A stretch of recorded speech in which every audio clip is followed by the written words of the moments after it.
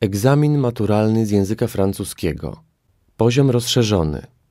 Usłyszysz dwukrotnie teksty do zadań od 1 do 3. Przed wysłuchaniem każdego tekstu usłyszysz dźwięk. W nagraniu przewidziane są przerwy na zapoznanie się z poleceniami oraz treścią zadań sygnalizowane dźwiękiem. Rozwiązuj poszczególne zadania w trakcie słuchania nagrań oraz w czasie przerw po ich wysłuchaniu. Zadanie pierwsze. Przeczytaj polecenie i zapoznaj się z treścią zadania.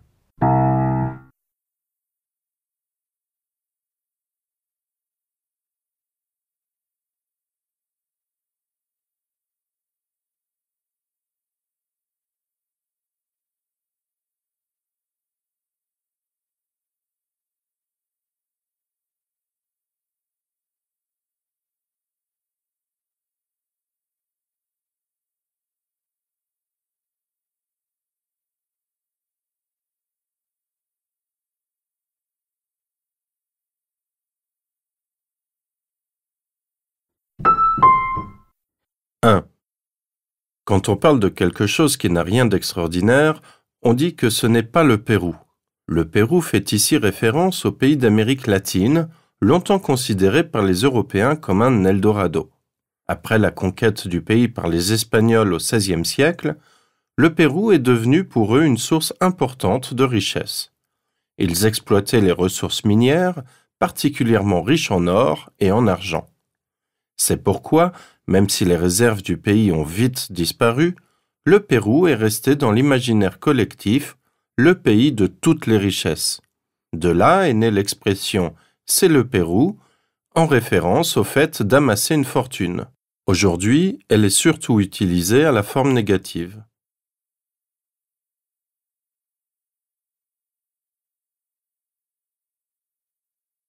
Wysłuchaj nagrania jeszcze raz. 1. Quand on parle de quelque chose qui n'a rien d'extraordinaire, on dit que ce n'est pas le Pérou. Le Pérou fait ici référence au pays d'Amérique latine, longtemps considéré par les Européens comme un Eldorado.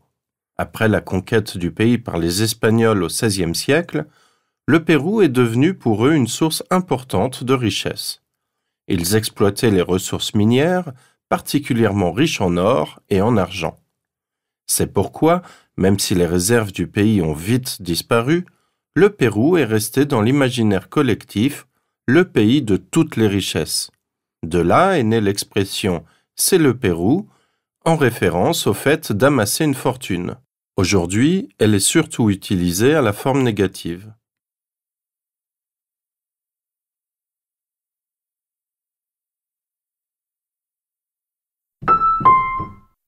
Deux. Ne dramatisez pas. Tout le monde peut trouver un petit travail à faire pendant l'été, même à la dernière minute. Il ne faut pas que la recherche d'un job devienne une catastrophe et se termine mal. Si vous voulez aider votre enfant à trouver un petit emploi, orientez-le vers ce qui lui plaît. S'il a un contact avec les autres plutôt difficile, ne le poussez pas à être vendeur sur le marché. Parlez-en autour de vous. Les ados trouvent souvent un petit boulot grâce à leurs proches. Faites passer l'information non seulement dans votre entourage, famille, amis, voisins, mais aussi à votre travail ou encore dans votre quartier, commerçants qui vous connaissent. Cette méthode fonctionne vraiment bien.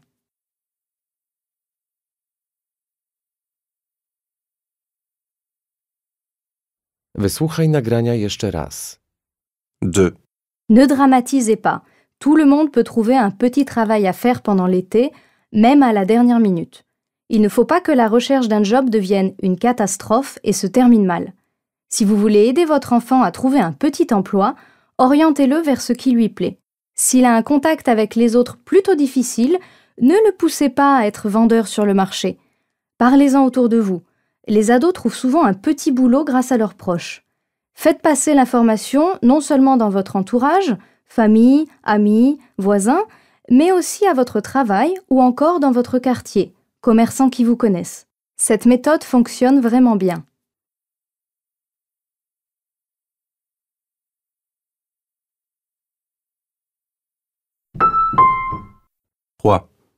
Écoute, aux États-Unis, on a découvert un vrai bénéfice des jeux vidéo. On a comparé le comportement de 13 jeunes joueurs et de 13 non-joueurs dans un test de compétences visuelles, capacité d'attention, de prise en compte d'un grand nombre d'éléments en même temps. Ainsi, on a confirmé l'aspect positif des jeux vidéo sur la mémoire, l'apprentissage et le raisonnement. Pourtant, les jeux vidéo sont souvent soupçonnés d'inciter les adolescents à la violence, surtout quand il s'agit de tuer virtuellement un maximum d'ennemis. Moi, j'ai lu que les psychologues supposent plutôt qu'ils permettent aux enfants de retrouver l'estime de soi, à condition de ne pas les laisser s'y enfermer et d'en parler avec eux. Alors, les jeux pourraient même soigner.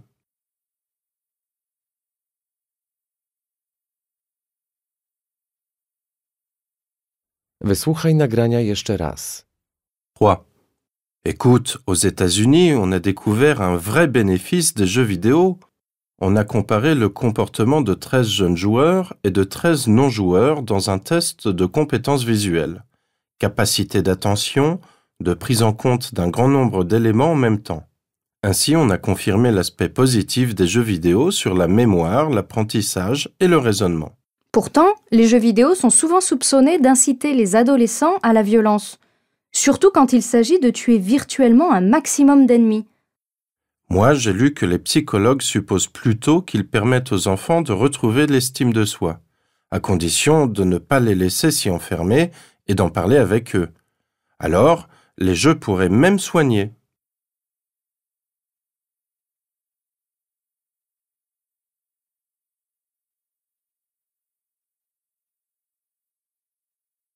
Zadanie drugie.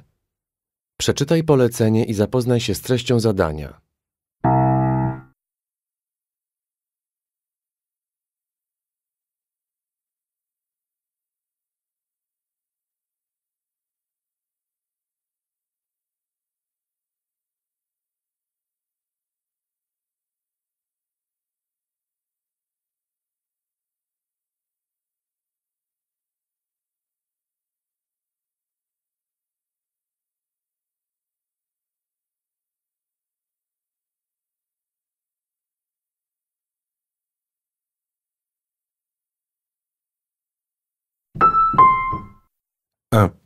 Dans ce livre, j'ai été impressionnée par les nombreuses informations sur l'alimentation ainsi que les recommandations.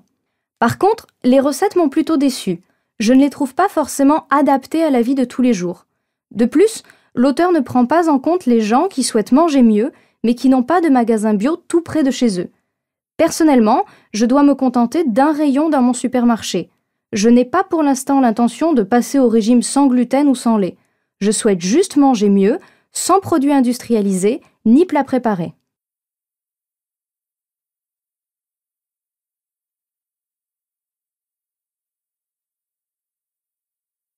Deux. C'est une lecture qui m'a énormément intéressé. J'ai aimé le ton de l'auteur, que l'on sent passionné et engagé. Le livre est construit sur 21 jours pour tout changer, avec de petits exercices ou questionnaires. Pour ma part, je mettais derrière malbouffe l'ensemble des produits tout faits, ceux très gras, trop sucrés, trop salés, ou contenant par exemple de l'huile de palme. Mais c'est dur d'apprendre que pour se nourrir sainement, il faudrait aussi enlever de mon frigo fromage, lait, même écrémé, desserts lactés, bière et vin. Je l'avoue, j'ai appris beaucoup de choses, même si certains conseils faisaient déjà partie de mes habitudes. J'ai aimé également le carnet de recettes en fin d'ouvrage qui propose des plats qui peuvent parfaitement intégrer nos menus.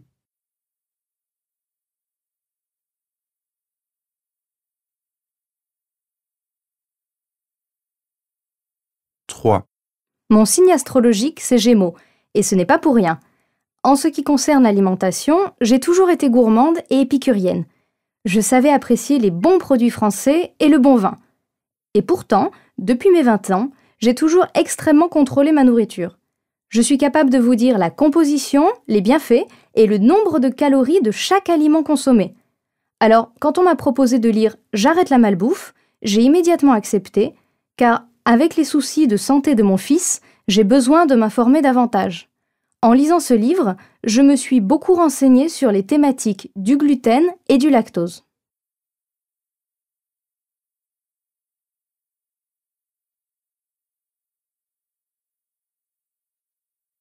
4. La malbouffe est le mal du siècle. Pour moi, ce guide permet de reprendre en main son alimentation et de retrouver le plaisir de la nourriture équilibrée et d'une vie saine. Grâce à des tests, des exercices, des recettes, des bilans et des méditations quotidiennes, vous pouvez adapter votre alimentation à vos besoins réels et faire enfin rimer manger avec santé, dans la joie et la bonne humeur. Et en plus, vous trouverez des conseils pratiques, par exemple, grignoter est souvent un moyen de tuer l'ennui. Donc, si vous ne savez pas quoi faire, n'hésitez pas à sortir vous promener. Le simple fait de marcher tranquillement vous changera les idées et réduira votre appétit.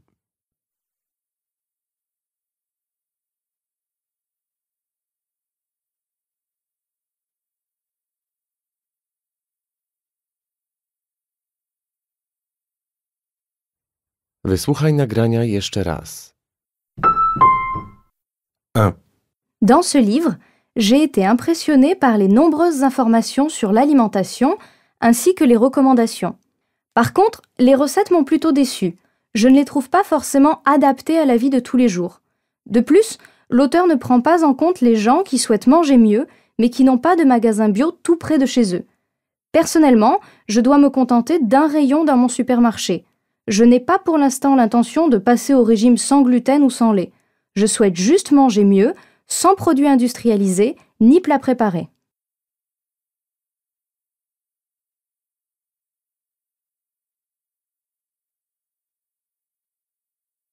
2. C'est une lecture qui m'a énormément intéressé.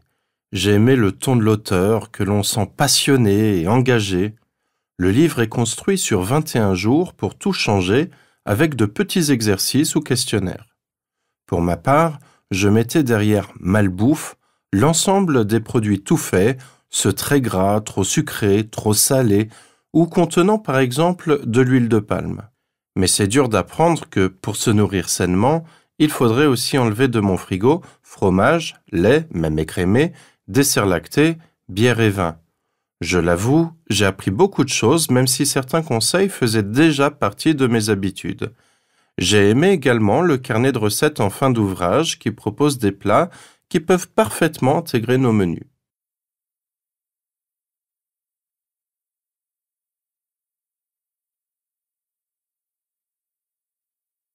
3.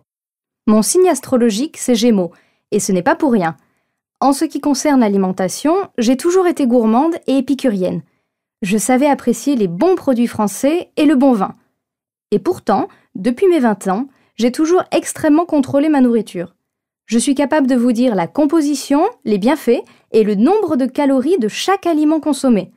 Alors, quand on m'a proposé de lire J'arrête la malbouffe, j'ai immédiatement accepté, car avec les soucis de santé de mon fils, j'ai besoin de m'informer davantage. En lisant ce livre, je me suis beaucoup renseignée sur les thématiques du gluten et du lactose.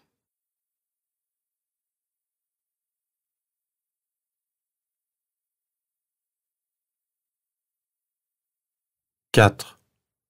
La malbouffe est le mal du siècle. Pour moi, ce guide permet de reprendre en main son alimentation et de retrouver le plaisir de la nourriture équilibrée et d'une vie saine. Grâce à des tests, des exercices, des recettes, des bilans et des méditations quotidiennes, vous pouvez adapter votre alimentation à vos besoins réels et faire enfin rimer manger avec santé, dans la joie et la bonne humeur. Et en plus, vous trouverez des conseils pratiques, par exemple, grignoter est souvent un moyen de tuer l'ennui. Donc, si vous ne savez pas quoi faire, n'hésitez pas à sortir vous promener. Le simple fait de marcher tranquillement vous changera les idées et réduira votre appétit.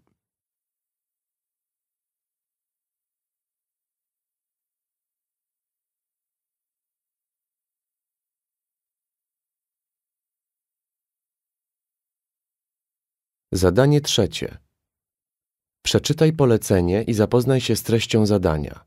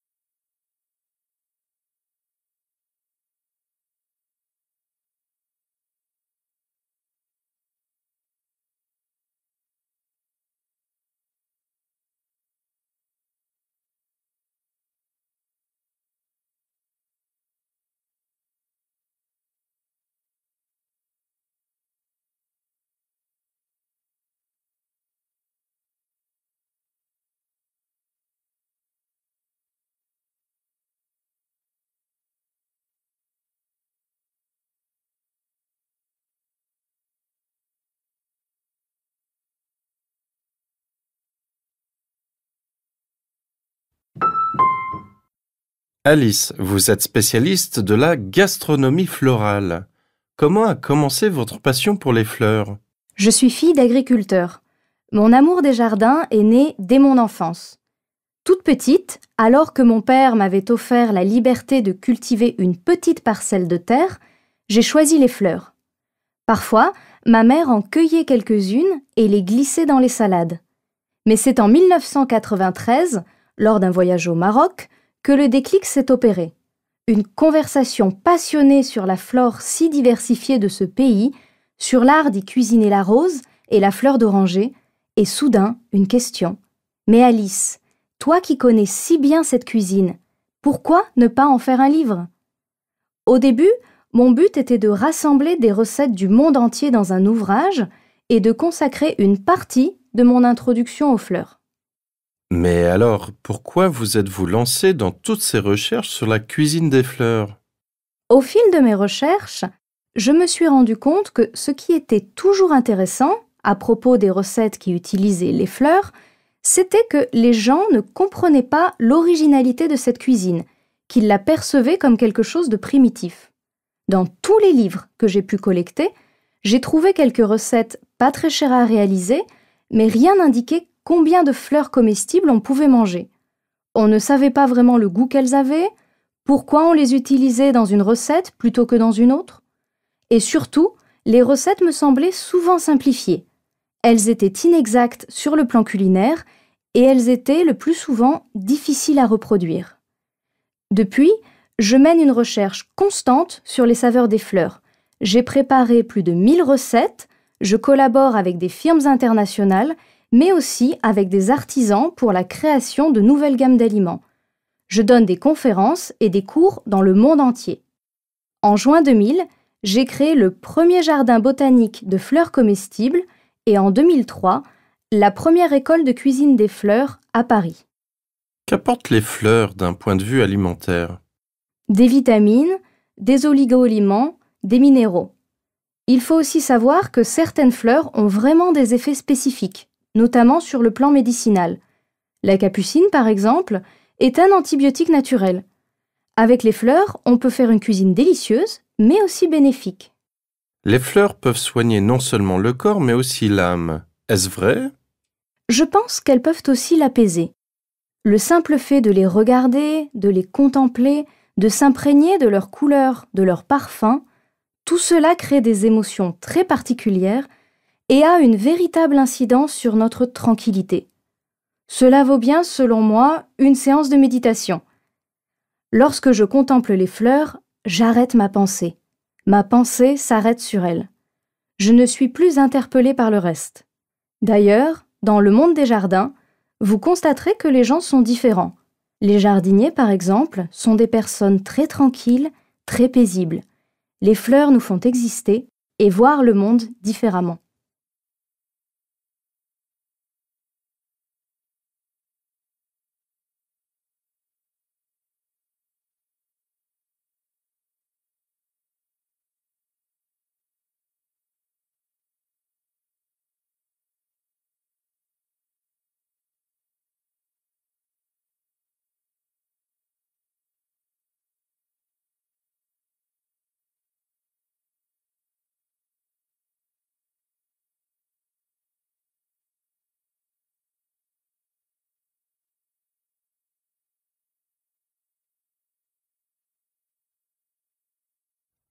Wysłuchaj nagrania jeszcze raz. Alice, vous êtes spécialiste de la gastronomie florale. Comment a commencé votre passion pour les fleurs? Je suis fille d'agriculteur. Mon amour des jardins est né dès mon enfance. Toute petite, alors que mon père m'avait offert la liberté de cultiver une petite parcelle de terre, j'ai choisi les fleurs. Parfois, ma mère en cueillait quelques-unes et les glissait dans les salades. Mais c'est en 1993, lors d'un voyage au Maroc, que le déclic s'est opéré. Une conversation passionnée sur la flore si diversifiée de ce pays, sur l'art d'y cuisiner la rose et la fleur d'oranger, et soudain une question. Mais Alice, toi qui connais si bien cette cuisine, pourquoi ne pas en faire un livre? Au début, mon but était de rassembler des recettes du monde entier dans un ouvrage et de consacrer une partie de mon introduction aux fleurs. Mais alors, pourquoi vous êtes-vous lancé dans toutes ces recherches sur la cuisine des fleurs? Au fil de mes recherches, je me suis rendu compte que ce qui était toujours intéressant à propos des recettes qui utilisaient les fleurs, c'était que les gens ne comprenaient pas l'originalité de cette cuisine, qu'ils la percevaient comme quelque chose de primitif. Dans tous les livres que j'ai pu collecter, j'ai trouvé quelques recettes pas très chères à réaliser, mais rien n'indiquait combien de fleurs comestibles on pouvait manger. On ne savait pas vraiment le goût qu'elles avaient, pourquoi on les utilisait dans une recette plutôt que dans une autre. Et surtout, les recettes me semblaient souvent simplifiées. Elles étaient inexactes sur le plan culinaire et elles étaient le plus souvent difficiles à reproduire. Depuis, je mène une recherche constante sur les saveurs des fleurs. J'ai préparé plus de 1000 recettes, je collabore avec des firmes internationales, mais aussi avec des artisans pour la création de nouvelles gammes d'aliments. Je donne des conférences et des cours dans le monde entier. En juin 2000, j'ai créé le premier jardin botanique de fleurs comestibles et en 2003, la première école de cuisine des fleurs à Paris. Qu'apportent les fleurs d'un point de vue alimentaire? Des vitamines, des oligo-éléments, des minéraux. Il faut aussi savoir que certaines fleurs ont vraiment des effets spécifiques, notamment sur le plan médicinal. La capucine, par exemple, est un antibiotique naturel. Avec les fleurs, on peut faire une cuisine délicieuse, mais aussi bénéfique. Les fleurs peuvent soigner non seulement le corps, mais aussi l'âme. Est-ce vrai? Je pense qu'elles peuvent aussi l'apaiser. Le simple fait de les regarder, de les contempler, de s'imprégner de leurs couleurs, de leurs parfums, tout cela crée des émotions très particulières et a une véritable incidence sur notre tranquillité. Cela vaut bien, selon moi, une séance de méditation. Lorsque je contemple les fleurs, j'arrête ma pensée. Ma pensée s'arrête sur elles. Je ne suis plus interpellée par le reste. D'ailleurs, dans le monde des jardins, vous constaterez que les gens sont différents. Les jardiniers, par exemple, sont des personnes très tranquilles, très paisibles. Les fleurs nous font exister et voir le monde différemment.